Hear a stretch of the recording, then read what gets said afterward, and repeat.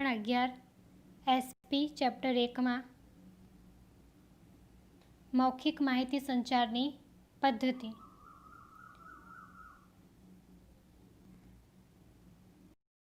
આપણે અગાઉ માહિતી સંચારની પદ્ધતિઓ વિશે જોઈ ગયા. મૌખિક માહિતી સંચારની પદ્ધતિ અને લેખિત માહિતી સંચારની પદ્ધતિમાં વિગતવાર સમજીશું. માહિતી સંચાર માટે સૌથી ઉપયોગી એવું સાધન એટલે કે ભાષા. શું છે ભાષા? કે માહિતી સંચાર કરતી વખતે જે બી મહત્વનો ભાગ ભજવે છે એ છે ભાષા. ભાષા જે છે તેને સમજવા, ઉપયોગમાં લેવા કે તેમાં પારંગત થવા માટે 4 પ્રકારના કૌશલ્યોનો પ્રયોગ થાય છે.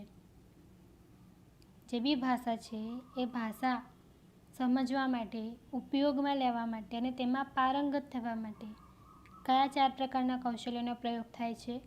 તો પહેલું સાંભળવું, બીજું બોલવું, ત્રીજું વાંચવું અને ચોથું છે લખવું. આ 4 કૌશલ્યના પ્રયોગ થાય છે. તો કઈ રીતે? આપણે એ જોઈએ.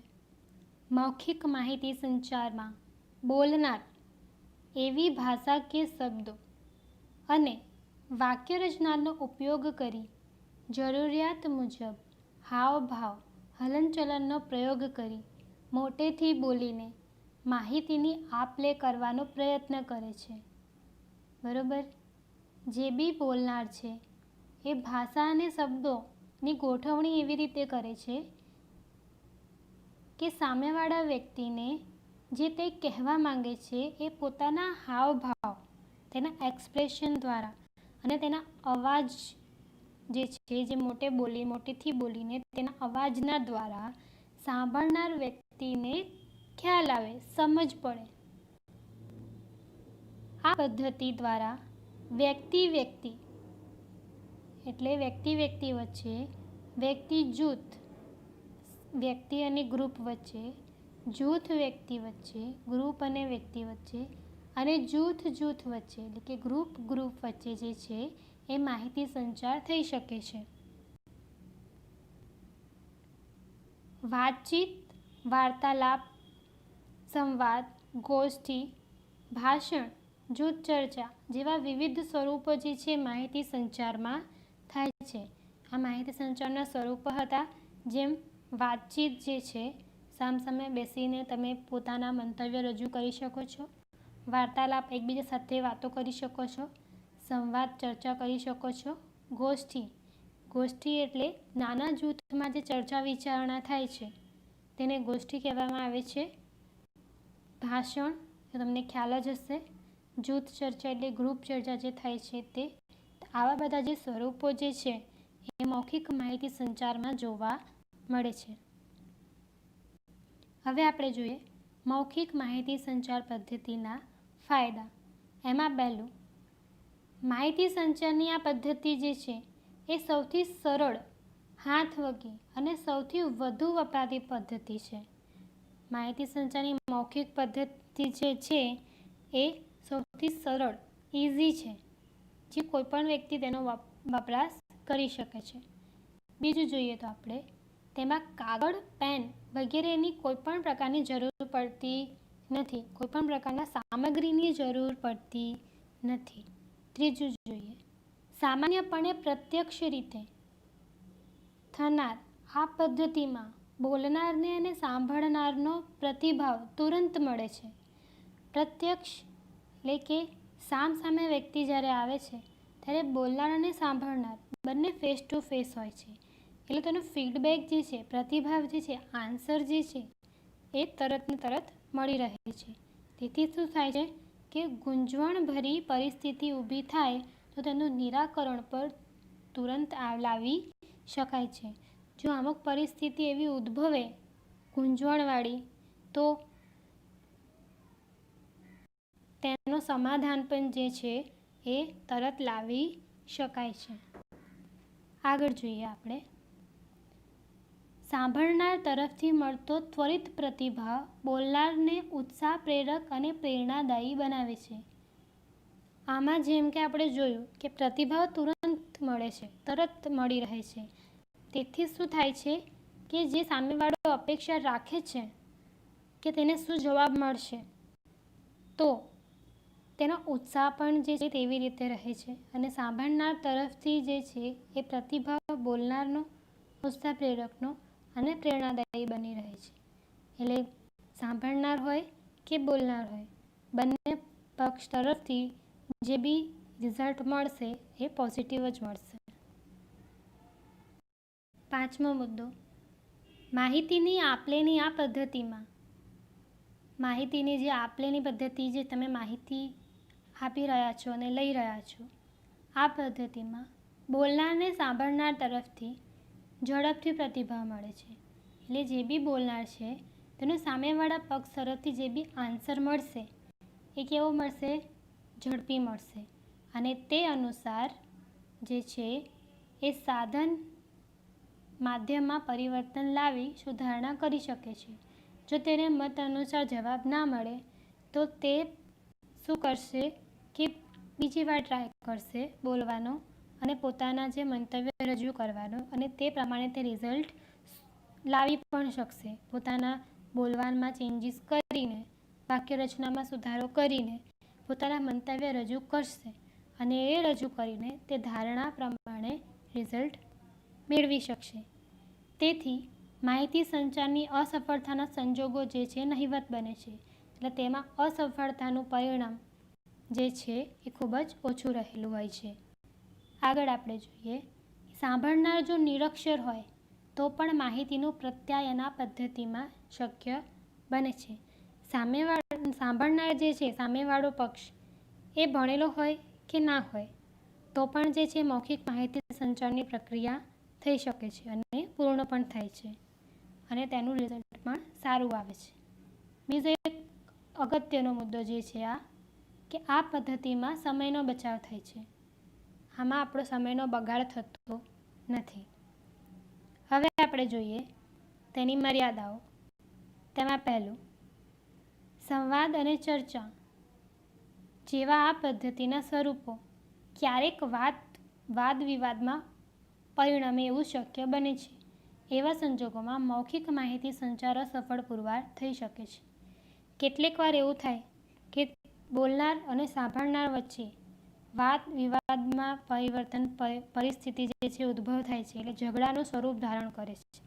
તો એવા સંજોગોમાં શું થાય છે કે માહિતી જે છે એ સફળ નીવડતી નથી અને જેના કારણે મૌખિક માહિતી સંચાર પણ અસફળ જાય છે. ઉપયુક્ત સંજોગો ઊભા થાય તો સમય અને શક્તિનો પણ બગાડ થાય છે. જો ઝઘડાનું પરિણામ મળે તો તેના કારણે શું થશે? મૌખિક માહિતી સંચારની પદ્ધતિ પણ નિષ્ફળ જશે. તો એના કારણે શું થશે કે સમય પણ જશે અને શક્તિનો પણ બગાડ થશે. જે બી તમે પ્રયત્નો કર્યા તેનું કોઈ પણ પ્રકારનું તમને રિઝલ્ટ મળતું નથી. તો તેના કારણે શું થશે? મૌખિક માહિતી સંચાર પદ્ધતિ નિષ્ફળ જશે. ત્રીજું, કલેહ બોલેલ સંભળાયેલ માહિતીની વિશ્વસનીયતા હંમેશા ઓછી રહે છે. કેમ? કારણ કે આમાં કોઈપણ પ્રકારના તમે આધારભૂત પુરાવા મૂકી શકતા નથી. તમે જે કાંઈ પણ બોલેલ, કોઈ પણ વાક્ય તમે કીધેલ છે, તમે વચન આપેલું છે કે તમે કંઈક કીધું હશે, કોઈ પણ કે કામ કરવાનું તમે ભરોસો આપેલો હશે, તો એમાં વિશ્વસનીયતા ઘણી ઓછી રહેલી હોય છે કે સામેવાળો વ્યક્તિ એવું પણ થાય કે ભૂલી જાય કે તમે ભૂલી જાઓ. તો એવી પરિસ્થિતિમાં જે છે એ મૌખિક માહિતી સંચારની વિશ્વસનીયતા ખૂબ જ ઓછી હોય છે. આગળ જોઈએ, મૌખિક માહિતી સંચાર લેખિત પુરાવાની ગેરહાજરીમાં આધારભૂત ગણાતો નથી. મૌખિક માહિતી સંચાર લેખિત નથી, એટલે લેખિત પુરાવાની ગેરહાજરીમાં મૌખિક માહિતી સંચાર એ આધારભૂત ગણી શકાતો નથી. તમે તેને સબૂત તરીકે મૂકી શકો નહીં. જો માહિતી વિશદ અને વિસ્તૃત હોય તો બોલનાર પક્ષે આ પદ્ધતિ દ્વારા સફળતા મળતી નથી. માહિતી લાંબી હોય અને વિશ્વસનીયતાવાળી હોય તો બોલનાર પક્ષ આ પદ્ધતિમાં સફળ નીવડતો નથી. એટલે આમાં શું થાય છે કે મૌખિક માહિતી સંચારની પદ્ધતિ જે છે એ સમય અનુસાર સફળતા મેળવી શકાતી નથી. મૌખિક માહિતી બોલનાર અને સાંભળનાર બંને પક્ષે તબક્કાવાર લાંબા સમય સુધી યાદ રાખી શકાતી નથી. જે બી વ્યક્તિ બોલનાર છે અને સાંભળનાર છે એ બંને પક્ષ તરફથી જે કાંઈ પણ બોલે છે કે સાંભળે છે તે લાંબા ગાળા સમય સુધી યાદ રાખી શકાતી નથી. અમુક સમય સુધી તેઓ જે છે એ વાત ભૂલી પણ શકે છે. આગળ જોઈએ. મૌખિક પદ્ધતિથી માહિતી તેના મૂળ સ્વરૂપમાં જાળવી શકાતી નથી. જેમ એકવાર આપણે કોઈ પણ વાક્ય કીધું, આપણે જો એ જ વાક્ય બીજી વાર કહેવાનો પ્રયત્ન કરીશું તો એમાં જે છે આપણને પોતાને ફરક જોવા મળશે. એટલે એમાં શું થાય છે કે માહિતીમાં મૂળ સ્વરૂપ જાળવી શકાતું નથી. કે પહેલાં તમે જે વાક્ય રચના અનુસાર વાત કહી હતી એ જ વાક્ય રચના અનુસાર તમે કહેવા તો માંગશો, પણ હાવભાવ જે છે એ પણ બદલી જાય છે. આગળ, મૌખિક માહિતી પ્રસારની આ પદ્ધતિ બોલનારની વક્તૃત્વ છતાં રજૂઆત યોગ્ય ન હોય તો અર્થનો અનર્થ થઈ શકે છે. સામેવાળો વ્યક્તિ જે બોલનાર જે છે એ બોલવાના એના હાવભાવ જે રજૂ કરી રહ્યો છે તે વ્યવસ્થિત ન હોય, યોગ્ય ન હોય તો જે તે કહેવા માંગે છે અમુક વાર અર્થનો અનર્થ પણ થઈ જાય છે. એટલે સાંભળનાર જે છે, બોલનાર જે કહેવા માંગે છે તે સાંભળનાર કંઈક બીજું જ સમજે. તો એમાં શું થાય છે, સમજવાનું હેરફેર થઈ શકે છે. આગળ જોઈએ. બોલનારે બોલતા પહેલાં વિચાર કરવો રહ્યો, કેમ કે મોંમાંથી બોલાયેલા શબ્દો પાછા ખેંચી શકાતા નથી. આપણે જે જૂના લોકો કહે છે કે હાડ વિનાની જીભ, એટલે કે જીભમાં હાડકું હોતું નથી, આપણે જ્યાં તેને વાળીએ ત્યાં વળી જાય. બરાબર? તો તમે જે વેણ કહો છો, જે તમે શબ્દો બોલો છો એ મોઢામાંથી એકવાર નીકળ્યા પછી પાછા ખેંચી શકાતા નથી. એટલે જે કાંઈ પણ તમે કહો છો એ શબ્દો વિચારીને કહેવા અનિવાર્ય બને છે. મૌખિક માહિતી સંચારમાં આ ખાસ અગત્યનો મુદ્દો છે કે જે બી કોઈ બોલનાર છે બોલતા પહેલાં વિચાર કરવો ખૂબ જ જરૂરી બને છે. આગળ આપણે જોઈએ. લેખિત માહિતી સંચારની પદ્ધતિ. માનવજાતના વિકાસ સાથે લિપિ અને છાપકામની શોધ થઈ. લિપિ અને છાપકામ જેમ છપામણી છે તે, જેના કારણે માહિતી સંચારની બીજી પદ્ધતિ એટલે કે લેખિત માહિતી સંચારની પદ્ધતિનો શું થયો, વિકાસ થયો, જેને આપણે લેખિત માહિતી સંચારની પદ્ધતિ તરીકે ઓળખીએ છીએ. આ રીતે પ્રયોગ કરીને વ્યક્તિ જૂથ, જૂથ વ્યક્તિ અને જૂથ વચ્ચે માહિતી સંચાર જે છે શક્ય બને છે. માહિતી સંચાર જે છે એના સ્વરૂપો જોઈએ આપણે. લેખિત માહિતી સ્વરૂપ હસ્તપ્રત, સાહિત્ય, પત્રલેખન, ઈમેલ, વર્તમાનપત્રો, સામાયિકો, જાહેર ખબર, ચોપાનિયા અને ફરફરિયા. તો આ જે છે લેખિત માહિતી સંચારના સ્વરૂપો છે. આપણે આજના જમાનામાં જોઈએ તો લેખિત માહિતી સંચાર જે છે ખૂબ જ અગત્યનો ભાગ છે, અંગ છે. વાણિજ્ય સંચારમાં તો આ પદ્ધતિ અધિકૃત ગણવામાં આવે છે. વાણિજ્ય એટલે વેપાર અને વેપારને લગતી જે સહાયક સેવાઓ છે તેમાં લેખિત માહિતી સંચાર જે છે ખૂબ જ અગત્યનો ભાગ ભજવે છે. એટલે લેખિત માહિતી સંચારની પદ્ધતિ એ એવી પદ્ધતિ જેમાં માહિતીને યોગ્ય લિપિમાં ચોક્કસ શબ્દોની પસંદગી કરી સુયોજિત ક્રમમાં ગોઠવવાની પ્રક્રિયા. તો તમે એક માર્ક્સમાં જો વ્યાખ્યા પૂછાય તો તમે લખી શકો એકવાર ફરીથી. લેખિત માહિતી સંચારની પદ્ધતિ એટલે એવી પદ્ધતિ જેમાં માહિતીને યોગ્ય લિપિમાં ચોક્કસ શબ્દોની પસંદગી કરી સુયોજિત ક્રમમાં ગોઠવવાની પ્રક્રિયા. બરોબર. તો હવે આપણે જોઈએ લેખિત માહિતી સંચાર પદ્ધતિના ફાયદા. પહેલું એમાં સ્થળ કાળના બંધન વગર આ પદ્ધતિ દ્વારા માહિતી સંચાર શક્ય છે. સ્થળ હોય કે કાળ હોય એ બંધન વગર, એટલે સ્થળને જરૂરી નથી કે તમે કોઈ એક સ્પેસિફિક જગ્યાએ ઊભા જ રહીને લેખિત માહિતી સંચાર કરી શકો, કે કોઈ પણ વર્તમાન હોય, ભવિષ્ય હોય કે પછી ભૂતકાળ હોય. એટલે કાળને કોઈ પણ બંધન રાખતું નથી કે તમારે વર્તમાન કાળની અંદર જ લેખિત માહિતી સંચાર કરવો પડે. તે એવું કોઈ પણ પ્રકારનું બંધન રહેતું નથી. આગળ જોઈએ, માહિતી સંચારની આ પદ્ધતિમાં ભૌતિક સાધનોનો ઉપયોગ થતાં તે નિઃશુલ્ક રહેતી નથી, છતાં સાથે સાથે વધુ પડતી ખર્ચાળ પણ નથી. લેખિત માહિતી સંચારમાં જે છે પેન છે, કાગળ છે, તો આવા બધા સાધનોનો ઉપયોગ જરૂરી બને છે. તો એમ છે કે નિઃશુલ્ક નથી, એટલે કે એમાં વગર પૈસાનું કામ નથી, પણ પૈસાની જરૂર તો થાય છે. પણ એ બી ખાસ અગત્યની વાત છે કે આ પદ્ધતિ ખર્ચાળ પણ નથી, એટલે વધુ પડતો ખર્ચ પણ થતો નથી. આગળ, માહિતીની ક્રમબદ્ધ વ્યવસ્થિત જાળવણી થતાં સાચવણી શક્ય બને છે. તમે જે કાંઈ પણ માહિતી રજૂ કરો છો એમાં એક ક્રમ જળવાઈ રહે છે, વ્યવસ્થિતતા જળવાઈ રહે છે, અને તેમાં સાચવણી પણ જોવા મળે છે કે તમે જે કાંઈ પણ લખી રહ્યા છો પત્રની અંદર તે એક ક્રમમાં હોય.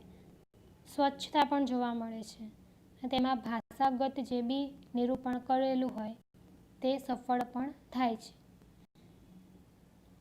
આગળ જોઈએ, માહિતીની યોગ્ય ગોઠવણી જાળવણીને કારણે સંદર્ભ મેળવવો અને ટાંકવો શક્ય બને છે. જે બી માહિતી જે છે એની ગોઠવણી કરવી, તેની જાળવણી કરવી, અને જે બી માહિતી જે છે તેને ગોઠવણી અને જાળવણી કરવાના સંદર્ભ મેળવવા માટે તેને વ્યવસ્થિત ટાંકવો, તેની એક ગોઠવણી કરવી, તેને એક સ્વરૂપ ધારણ કરવું, તે બી શક્ય બને છે. પાંચમું, લેખિત સ્વરૂપે થતા માહિતી સંચારને કાયદાકીય દ્રષ્ટિએ અધિકૃત ગણવામાં આવે છે. કાયદાકીય, લીગલી પણ તમે તેને પુરાવા સ્વરૂપે રજૂ કરી શકો છો. તેનો પુરાવા સ્વરૂપે યોગ્ય ઉપયોગ કરી શકાય છે. એટલે અમુક પરિસ્થિતિમાં જે છે લીગલી ડોક્યુમેન્ટ્સ કામ આવે છે, તો તમે તેના એક સાર્થક જે છે સહયોગ સ્વરૂપે જોવા મળે છે. આગળ જોઈએ, લેખિત અભિવ્યક્તિ માટે પૂરતો સમય મળતો હોવાથી માહિતીની પ્રસ્તુતિ વિશે સભાનપણે પ્રયત્નો થઈ શકે છે અને રજૂઆતને સુધારી મઠારીને અસરકારક અને ક્ષતિરહિત બનાવી શકાય છે. લેખિત માહિતી સ્વરૂપ જ્યારે તમે અસ્તિત્વમાં લાવો છો ત્યારે કોઈપણ તમે પત્ર લખવા બેસો તો એમાં સમય જોઈએ. સમય કાઢીને તમે કઈ માહિતી વિશે લખી રહ્યા છો તેમાં તમે સજાગ રહો છો લખવા માટે, અને તેમાં લખતી વખતે પોતાના વિચારો રજૂ કરો છો, અને જેમાં તમે ભૂલ જણાય તમે તેને સુધારી પણ શકો છો. એને ભૂલ વગર ક્ષતિરહિત, એટલે કોઈ પણ ચેકચાક કર્યા વિના જે છે લેખિત સ્વરૂપ પૂરું કરો છો. આગળ જોઈએ, માહિતી સંચારની આ પદ્ધતિ માટે યોગ્ય વ્યક્તિની પસંદગી કરી તેને જવાબદારી સોંપી શકાય, અને સંચારની પ્રક્રિયામાં કોઈ ભૂલ અથવા તો ક્ષતિ રહી જાય તો તે અંગેની જવાબદારી જે તે વ્યક્તિ ઉપર લાદી શકાય છે. તમે જે કાંઈ પણ માહિતી સંચાર કરી રહ્યા છો, કોઈ પણ માહિતી મોકલી રહ્યા છો, તો એ માહિતી મોકલવા માટે તમે કોઈ પણ એક વ્યક્તિની પસંદગી કરી તમે તેને જવાબદારી સોંપી શકો છો કે ભાઈ તારે આ વિષয়ে પત્ર લખવાનો છે. જો કે પત્ર લખી ગયો હોય તો તેમાં કોઈ પણ પ્રકારનો ભૂલ જોવા મળે કે ક્ષતિ રહી જાય તો તમે તે વ્યક્તિને રિસ્પોન્સિબલ માની શકો છો કે ભાઈ જે બી ભૂલ થઈ છે એ તારા કારણે થઈ છે, કે આ ભૂલ થઈ છે, કે તેમાં સુધારો કરવાની જવાબદારી પણ કોની રહે છે, જે પત્ર લખી રહ્યો છે તેની. આગળ જોઈએ, આ પદ્ધતિ જે તે સંસ્થાની માહિતી સંચારની પ્રક્રિયાને એક સૂત્રતા બક્ષે છે. એટલે જે બી કઈ સંસ્થા છે તે માહિતી સંચારની પ્રક્રિયા માટે એક સૂત્રતા એટલે એકબીજાને જોડાયેલું જોવા મળે છે.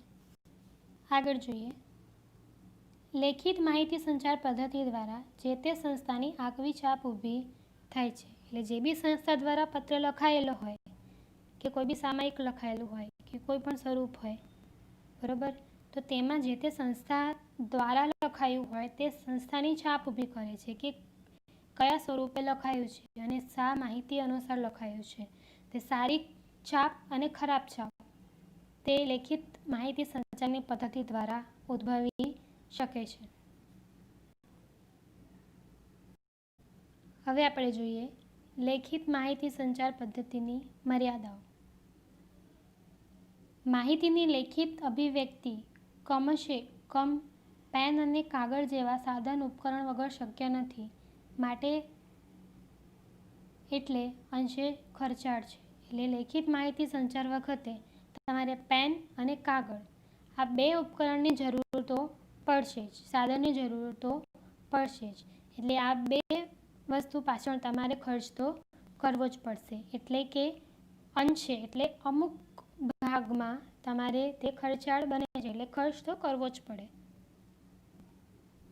બીજું, આધુનિક લેખિત સંચાર માટે સાધનો કે યંત્રો જરૂર છે, તેથી તેમની ખરીદી અને જાળવણીની જવાબદારી ઊભી થાય છે. આધુનિક રીતે જેમ કે તમે ઈમેલ કરવા માંગતા હો તો તમારે લેપટોપ, કોમ્પ્યુટર કાં તો આઈપેડની જરૂર પડશે. તમારે તે યંત્રોની ખરીદી બી કરવી પડશે અને ખરીદી કર્યા બાદ તેની જાળવણી પણ કરવી પડશે. તેની જવાબદારી ઊભી થાય છે. આગળ જોઈએ, લેખિત પદ્ધતિ દ્વારા વિચારોની આયોજનપૂર્વક રજૂઆત માનવીય કલાકો માંગી લે છે, આમ વધુ સમય ખર્ચાળ છે. લખતી વખતે કોઈ પણ આપણે વિચારો રજૂ કરતા હોઈએ તે એક ક્રમબદ્ધ હોય છે. એટલે કયા સ્વરૂપમાં લખવું તે વિચારવા માટે પણ સમય ઘણો જાય છે. તેથી સમયની દ્રષ્ટિએ જોઈએ તો સમયનો ખર્ચાળ પણ જોવા મળે છે. આગળ જોઈએ, લેખિત પદ્ધતિ પ્રત્યક્ષ નથી પરંતુ પરોક્ષ સ્વરૂપે થતી હોવાથી સામા પક્ષનો પ્રતિભાવ વિલંબિત થવાની સંભાવના રહેલી હોય છે.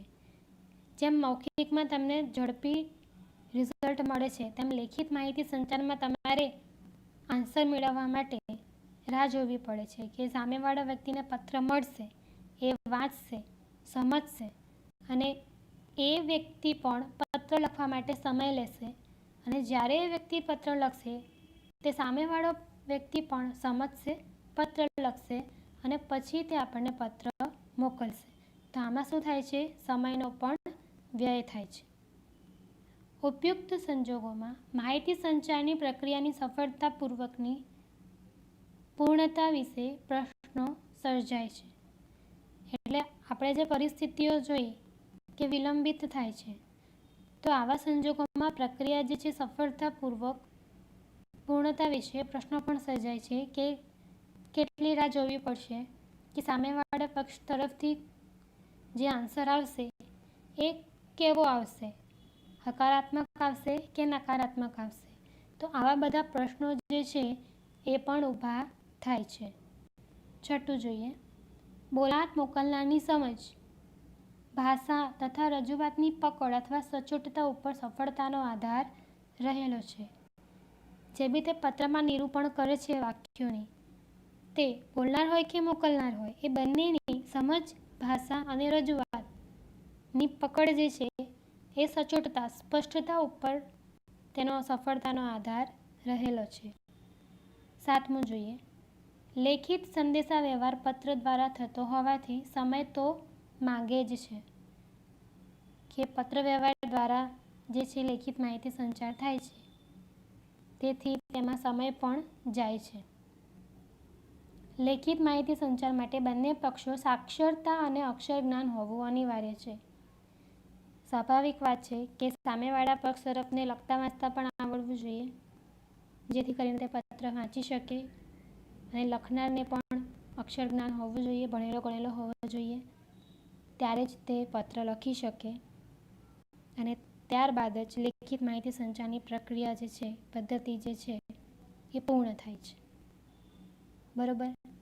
તો આ હતા તમારા મૌખિક માહિતી સંચારની પદ્ધતિ અને લેખિત માહિતી સંચારની પદ્ધતિ વિશે આપણે સમજ્યા. અહીંયા તમારો પાઠ જે છે એ પૂર્ણ થાય છે.